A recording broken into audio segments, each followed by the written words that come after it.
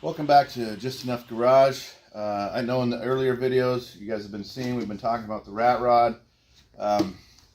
Wanted to get it out. It's pretty much the same where I left off with the M38. Just getting the things cleaned out. I haven't had this running probably since last September. We drive it usually in the summer. So I'll blow it off the same way, get the dust off of it, and then I think there's a battery in it still if it's got any juice. If not, we'll have to switch the battery.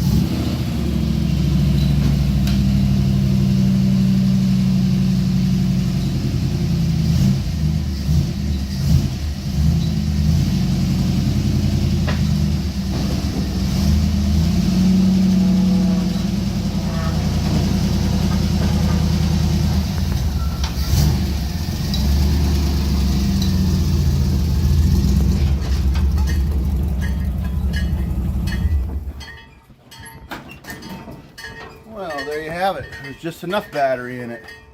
Looks like I'm dragging some of that crap back there too. Let me get this cleaned up and I'll get back with you. Okay, so we've changed cameras briefly. John filmed it. It did have enough battery power to kick off. I'm going to give you some detailed photos of this rat rod. Some of these tools, they're just there for display and conversation. Usually when you park it, it's kind of an art piece, I guess, is what I've been told. You know, I created it, but I don't know how married I am to all of it. Some pinchers here, I guess they were for doing horseshoeing. This is an old air pump. It's been, obviously you can see the aluminum's been broke. It was some of my grandfather's stuff. The saw was one my grandfather had. Some of these little wrenches I found some places. You can see here, I'm trying to zoom in. That's a Ford wrench. So that would have came with like Model Ts. This is a Model T jack, I've been told. There's another Ford wrench when they used to sell tools with the car. This toolbox here, I paid 17 bucks for it at some kind of a tractor show or a swap meet or something. I like the stickers, so I bolted it in. Over here I've got I think these are apple boxes, but they don't seem like it's an apple box. I don't think it's a milk crate. There's some stuff here. Came out of Seattle. Anyways, inside there I've got an old oiler. I've got some of these old Model T coils. These don't work. They're just displays. Got an old Pennzoil can in here. If you're not familiar, these are the tools you'd have to use, and you would insert that and it would make a sound like that and go in. I noticed this one has a Kmart, 97 cents. It was some stuff that... Here's another one. This is probably an older one. You can see that. This is a thermometer that once upon a time threaded into some kind of an industrial equipment a guy gave me. I was going to put it in the cooling system so I could read it, but I haven't been able to find a fitting that fit real well on the bottom. This one's kind of unique. SAE 20 two-stroke Suzuki motor oil on the bottom. It's got a date there. Let me get it just right. You can see that too, a 71. So that's an old can. It's interesting on the back. It's highly recommended for regular use. Anyways, it's would have been the store brand Suzuki oil you'd wanted to use in your Suzuki motorcycle in 1971. Some of you guys might remember these. This was a water bag. I got that actually from Baker City, Oregon. I found it in a junk store. I think I paid $2 for it. I've never tried to put water in it yet. It's just for display. So coming around to the inside, most all these signs and stuff I found over the years. Tighten all bolts, nuts, chains, and drive parts frequently. Then inside, various license plates. I'm trying to get one from each state in here. I haven't done very well on that. I got most of the West Coast stuff. I do have some more Washington plates to finish down to here. I'll go about to there. The bench was something that I'd made. My oldest daughter and myself made that one evening. We bent the metal, and this was one piece of wood for up here and down there, and we just table sawed it down to give it a kind of a bench, park bench feel. You can ride on it. It's all right. After about 20 miles or so, you're kind of done with the truck anyways. And I make some of the clutch and stuff work because the original pedals are in here. I'm not sure, but I think these are Model A foot deals. They used to bolt on, and I think I've tack welded them to keep them from moving. Somebody's butchered the bottom of this firewall with some tin. You can see this is part of my clutch system here. This is a Truck 4-speed again. This is the SM420. So that was when we were on the video with the M38, and I had mentioned there was a Ford transmission behind the Chevy engine, and I compared it with this one. This would have been the one that I was talking about, the other option people used to do with those. This one's just a two-wheel drive version, and it just runs to the back. I was talking about rust. This is pretty bad. The floor has been replaced with metal, just aluminum diamond plate. It's pretty rotten in a lot of areas. Just about every area is pretty rotten on this. So up front here, it's kind of got various themes going. There seems to be a butterfly theme, hummingbirds. My little girls, when they were small, they used to put stuff like that on the truck. And the safety pin. Anyways, one wire alternator. This is a 58 through. So you guys remember when Chevy came out with their first V8, it was a 265. This is that second generation overhead valve, 283. There was the first version, I believe it was 58 and 59, that had a rope seal in the back. And then they went with a more traditional rear main seal. So this is that earlier version. It's a power pack engine. And I'm not exactly sure what that meant, but it came with a 4-barrel carburetor. And I don't know the history of the engine. It was in there when I got it. And the guy that I got the truck from didn't know the history. Somebody had manufactured this little cross member and bolted it in there. This is a completely different frame. Like I say, I've done some work to it. But this engine was put in this truck sometime in the early 80s. By the paperwork that I could find on some history of it. It used to run around, probably 2 hours from here in the 80s, and then it finally went to an island, and it stayed there until I ended up getting it. Underneath the headers, these were eBay sprint car headers I bought a few years ago. It's like a mid-70s Dodge four-wheel drive truck master brake cylinder. It's power brakes. It's got a vacuum hose you can see right here that ties in. I do have the vacuum wipers working. They're pretty slow, but they work. This was a big radiator I think I got out of I'm not sure, a Chrysler of some kind, but I just made a couple of mounts, put it in. The grill shell has been, I think it hasn't been altered at all. I do have a hood for it, but I don't put it on very often. Now the front end, let's talk about that. It's completely all homemade. The axle originally is a 49 Ford F100, similar to the 48 I got in there. And what I did is I bolted it to the spring purchase, made that. This is a single leaf. It rides pretty heavy. I wish I had several sets of leaves or something to make it a little bit different, but it's got some swing inside here, if you can see that.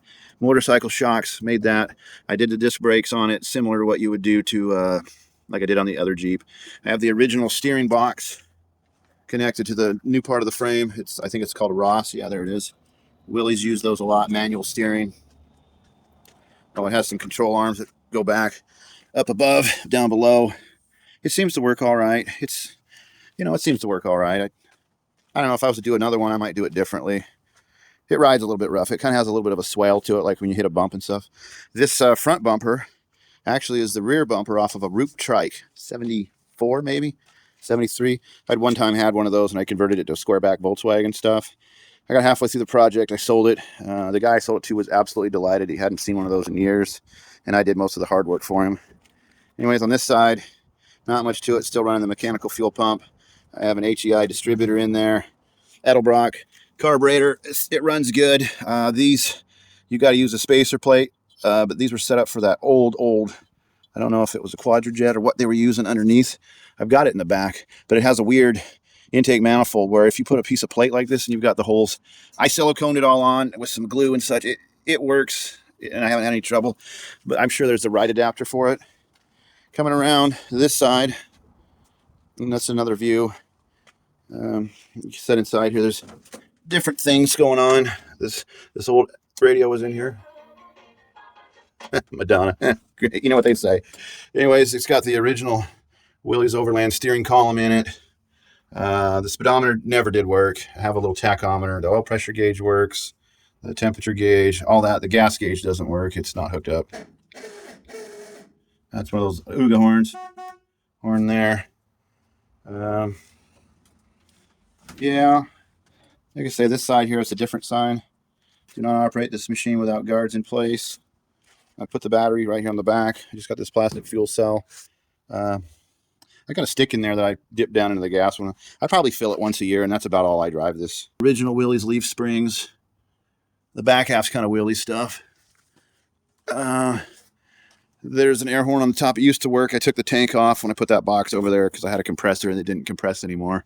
So it's kind of a work in progress. Most of the door latches work. The other side I've got kind of a homemade closing system. And so what I ended up doing here is this latch doesn't work any longer, so I ended up doing one of these on the inside. It works. Oh, I used to have this switch inside.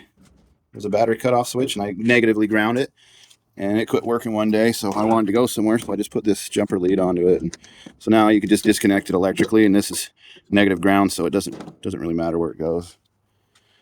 The roll bar in the back was to stiffen it. I don't know. If I was to do one of these again, I would think I would take a whole frame and put it together that way instead of piecing it together. I'm not really a frame builder. I know that I used this 3-inch channel and it turned out not to be heavy enough, so then I came back and I boxed that and it helped. Probably tubing is the right way to go. But anyways, we'll take it in the ride in a little bit. If you guys got questions, leave them in the comment. Like I say, I'm trying to get this channel going, and I just wanted to show what I've got going. And this one doesn't need a lot of work. Once upon a time, I had this crazy idea of putting 2 little small blocks in it, shortening the bed, moving the cab back, but I just never did that. It runs so good the way it is. 1-wire alternator, just right into that mess. Some of it's new wire, some of it's old. Some of this fuse box works, some of it's for show. You know, occasionally I'll change the 7-Up bottle to something else, just for fun. It doesn't even heat up enough to overflow. There's no hood, there's no fenders, so it gets plenty of cold air. But like I say, it's just something to look at. So hopefully this gives you guys some idea of what you can do with something. If I hadn't bought this truck when I had, it probably would have been in the scrapper. The fella who was moving couldn't take it with him. In fact, when I went to get it, he told me he'd reimburse me for the ferry ride over. It cost me $198 with the ferry. He wanted $600 for the truck, so we settled on $400. I put it on my trailer and brought it home, and then the whole front of the frame was rotted out. So this is why we ended up doing this. So anyways, like I say, subscribe, hit the like button, get involved with that stuff. I'm hoping to share more and more of the vehicles got around here and see how this goes. Anyways, thanks.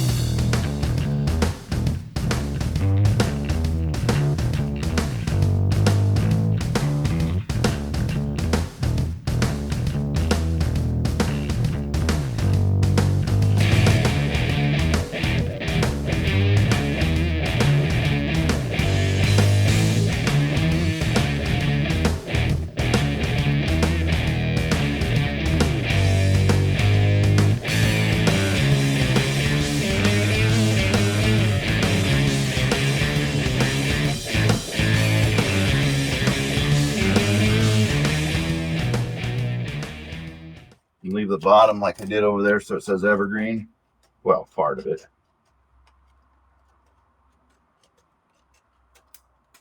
I was working with some guys a while back and everybody was all angry and wound up. I'm like, you guys know this is the best. And they're like, what are you talking about? I said, well, we live in America.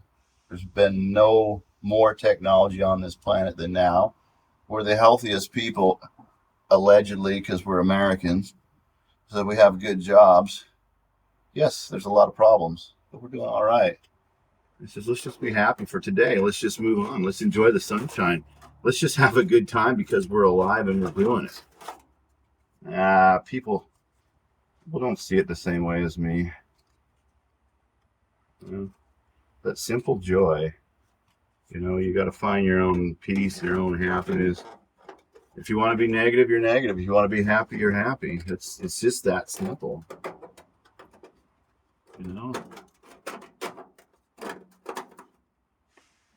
How's that look from the camera? Ha! Looks all right, don't it?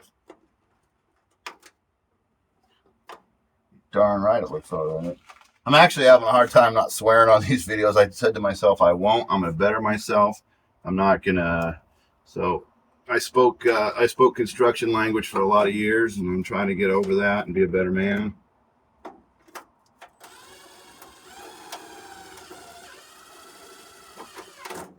Am I perfect? Oh, no. It's hard to break a habit. I've been lucky enough to avoid, a lot of problems by making good choices. When I was young, my parents took the time.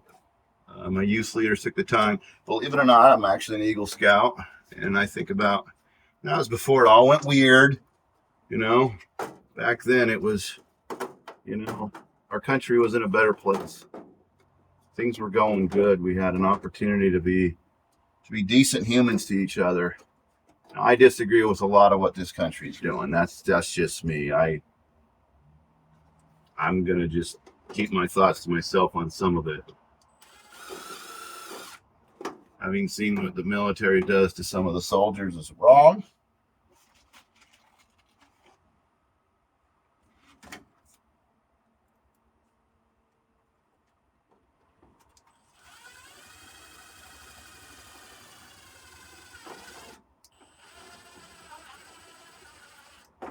I don't think we should be involved in some of the things that we get ourselves into. But then again, I don't understand everything either. That being said, we should be grateful more for what we have. This side turned out really nice. I got a nice curve going right into here. Someday, maybe, potentially, I might get some real thin plywood and see if I can bend it around here, kind of make a corner. I don't know. We'll see about it. Anyways, rock and roll. Let's go. All right. Darian again. Just enough garage. Got ravioli. Mary on the camera. Hopefully you can hear all this. We're cruising out right now to do the 0 to 60 on this. I know this is at the end of the film. You guys have been patient. I appreciate that. Hopefully we've got some good footage. I think I've pretty much talked enough about this rat rod and just how fun it is to cruise. If you take a look down at the pedals, you can see some of the linkage. Some of that heat comes up. We're already burning up, but it's fairly even afternoon. So hopefully you can get some good views. Give us a minute, we'll get set up. Okay, here we go.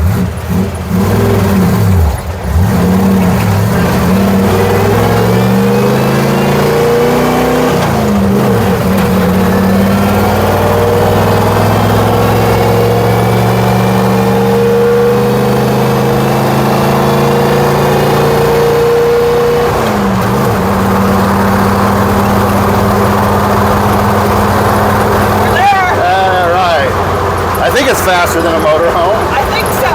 Definitely scarier than a motorhome. Holy crap. Oh shit, when I tell you about putting a smile on your face. Oh yeah, this thing's all over the place. Usually this is the speed I cruise it at, we're probably doing 40, 45. Yeah, it's 50 out here, but yeah. We were just tickling the 4 barrels a little bit. I don't have the throttle set up for it to go full wide open because it's an old engine. You don't want that. Share, like, comment, hey, subscribe. I was wrong earlier. I guess I need 1,000 subscribers and what is it, 4,000 hours of watch time. So if you don't watch the video to the end, it kind of sets me back. So even if you hate it, just let it play. I'll get credit for it. Eventually we're hoping to get into a little money where we can build some excuse me, items. Anyways, nice talking with you guys. See you next week.